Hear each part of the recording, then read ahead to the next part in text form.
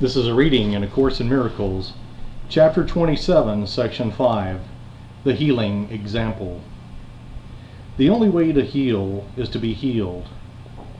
The miracle extends without your help, but you are needed that it can begin. Accept the miracle of healing, and it will go forth because of what it is. It is its nature to extend itself the instant it is born. And it is born the instant it is offered and received. No one can ask another to be healed, but he can let himself be healed and thus offer the other what he has received. Who can bestow upon another what he does not have? And who can share what he denies himself? The Holy Spirit speaks to you. He does not speak to someone else. Yet by your listening, his voice extends because you have accepted what he says. Health is the witness unto health, and as long as it is unattested, it remains without conviction. Only when it has been demonstrated is it proved, and must provide a witness that compels belief. No one is healed through double messages. If you wish only to be healed, you heal. Your single purpose makes this possible. But if you are afraid of healing, then it cannot come through you. The only thing that is required for healing is a lack of fear. The fearful are not healed and cannot heal. This does not mean the conflict must be gone forever from your mind to heal. For if it were, there were no need for healing then. But it does mean, if only for an instant, you love without attack. An instant is sufficient. Miracles wait not on time. The holy instant is the miracle's abiding place. From there, each one is born into this world as witness to a state of mind that has transcended conflict and has reached to peace. It carries comfort from the place of peace into the battleground, and demonstrates that war has no effects. For all the hurt that war has sought to bring, the broken bodies and the shattered limbs, the screaming dying and the silent dead are gently lifted up and comforted. There is no sadness where a miracle has come to heal, and nothing more than just one instant of your love without attack is necessary that all this occur. In that one instant you are healed, and in that single instant is all healing done. What stands apart from you when you accept the blessing that the holy instant brings?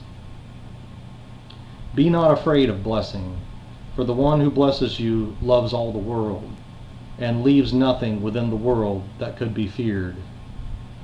But if you shrink from blessing, will the world indeed seem fearful, for you have withheld its peace and comfort, leaving it to die.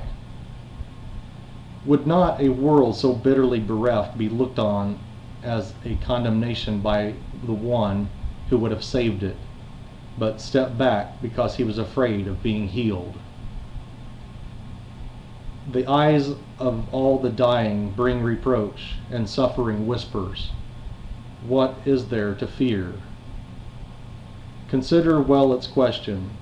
It is asked of you on your behalf. A dying world asks only that you rest an instant from attack upon yourself, that it can be healed. Come to the holy instant and be healed, for nothing that is there received is left behind on your returning to the world. And being blessed, you will bring blessing. Life is given you to give the dying world, and suffering eyes no longer will accuse, but shine in thanks to you who blessing gave. The holy instant's radiance will light your eyes and give them sight to see beyond all suffering and see Christ's face instead. Healing replaced suffering. Who looks on one cannot perceive the other, for they cannot both be there. And what you see, the world will witness and will witness to. Thus is your healing everything the world requires that it may be healed. It needs one lesson, that has perfectly been learned, and then, when you forget it, will the world remind you gently of what you have taught. No reinforcement will its thanks withhold from you who let yourself be healed that it might live. It will call forth its witnesses to show the face of Christ to you who brought the sight to them by which they witnessed it. The world of accusation is replaced by one in which all eyes look lovingly upon the friend who brought them their release. And happily your brother will perceive the many friends he thought were enemies. Problems are not specific, but they take specific forms, and these specific shapes make up the world. And no one understands the nature of his problem. If he did, it would be there no more for him to see. Its very nature is that it is not, and thus while he perceives it, he cannot perceive it as it is. But healing is apparent in specific instances and generalizes to include them all. This is because they really are the same, despite their different forms. All learning aims at transfer, which becomes complete within two situations that are seen as one, for only common elements are there. Yet, this can only be attained by one who does not see the differences you see. The total transfer of your learning is not made by you, but that it has been made in spite of all differences you see convinces you that they could not be real. Your healing will extend, and it will be brought to problems that you thought were not your own. And it will also be apparent that your many different problems will be solved as any one of them has been escaped. It cannot be their differences which made this possible, for learning does not jump from situations to their opposites and bring the same results. All healing must proceed in lawful manner, in accord with the laws that have been properly perceived but never violated. Fear you not the way that you perceive them. You are wrong, but there is one within you who is right. Leave then the transfer of your learning to the one who really understands its laws and who will guarantee that they remain unviolated and unlimited. Your part is merely to apply what he has taught you to yourself, and he will do the rest. And it is thus the power of your learning will be proved to you by all the many different witnesses it finds. Your brother first among them will be seen, but thousands stand behind him, and beyond each one of them there are 1,000 more. Each one may seem to have a problem that is different from the rest, yet they are solved together, and their common answer shows the questions could not have been separate. Peace be to you to whom is healing offered, and you will learn that peace is given you when you accept the healing for yourself.